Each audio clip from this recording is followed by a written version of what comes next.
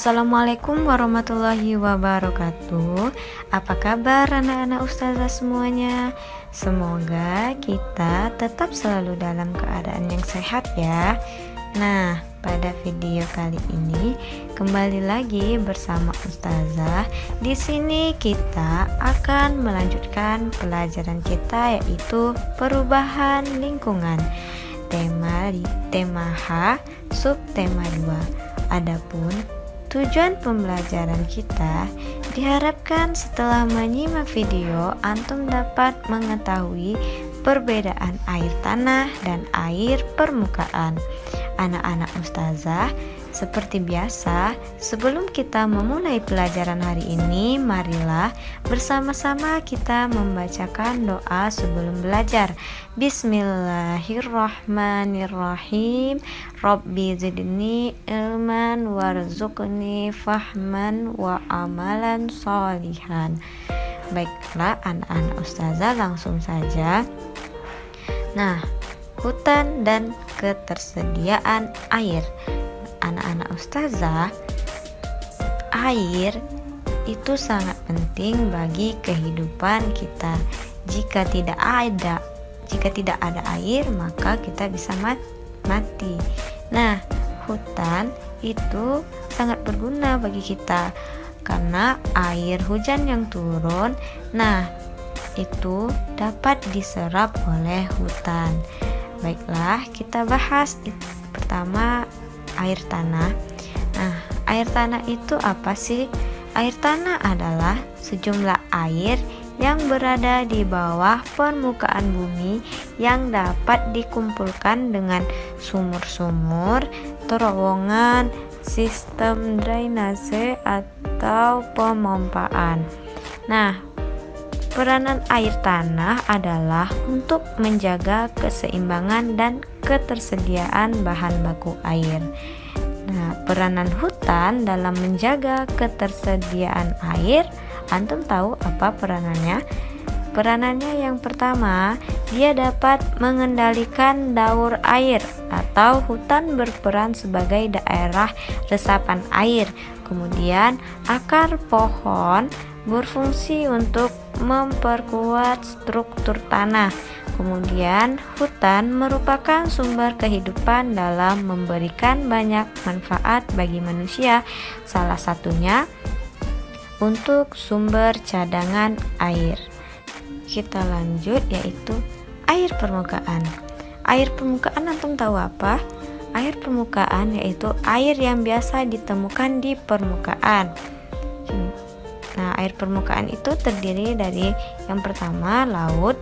Nah, laut adalah kumpulan air asin dalam jumlah banyak dan luas yang mengenangi dan membagi daratan atas benua dan pulau. Air permukaan yang kedua yaitu danau. Danau adalah daratan yang cekung dan terisi oleh air. Nah, yang ketiga yaitu sungai. Sungai adalah aliran air yang memanjang dan mengalir secara terus-menerus dari hulu atau dari sumbernya menuju ke hilir. Selanjutnya, air permukaan yang keempat yaitu rawa. Rawa merupakan daratan yang rendah dan digenangi oleh air yang umumnya terdapat di daerah dataran rendah atau sepanjang tepi pantai. Itu tadi air permukaan. Selanjutnya, air tanah. Air tanah itu apa sih? Air tanah adalah air yang berada di bawah permukaan bumi yang tersimpan di bawah permukaan bumi.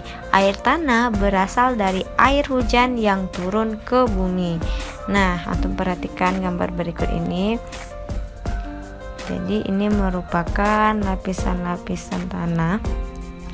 Nah, itu lapisan air tanah.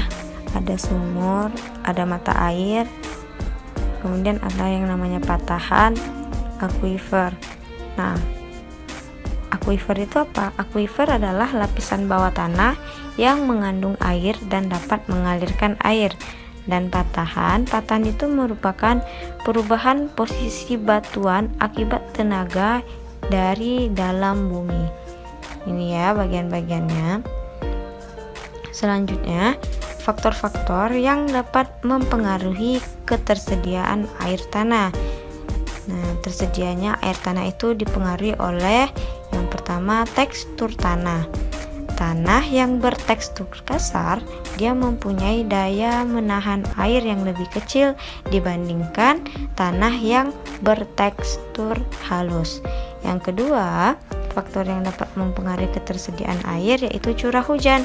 Nah, jika curah hujan yang banyak, itu dapat membuat cadangan air di tanah juga banyak.